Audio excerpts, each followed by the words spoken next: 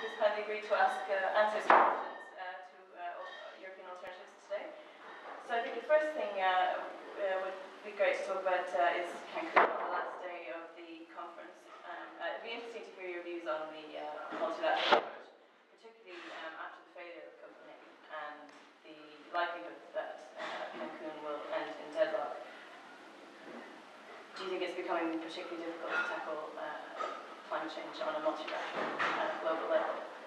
I think it is becoming more difficult to tackle climate change, just that on that sort of multilateral level. But that's partly, I think, because we're also doing it not only in time of economic recession, that's always used as an excuse, but because we've got shifts going on about who matters within this, you know, who are the key players.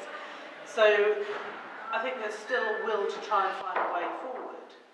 But whereas at one time you would have said you had very clearly the group of the historical emitters, and therefore the responsibility from action was absolutely clear.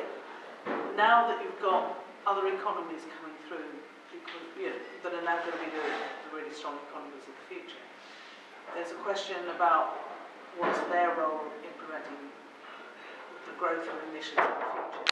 And I think that's part of what now makes it more complex.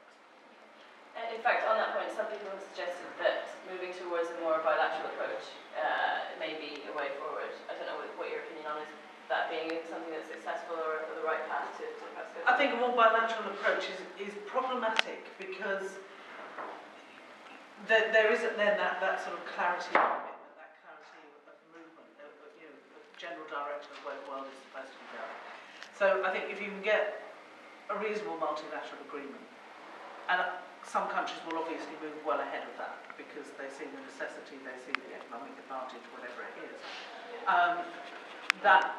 That for me would be preferable, because then you've got that baseline. And frankly, also if you're asking major industries to make changes and so on, they want a degree of certainty about what's the framework into which they're moving.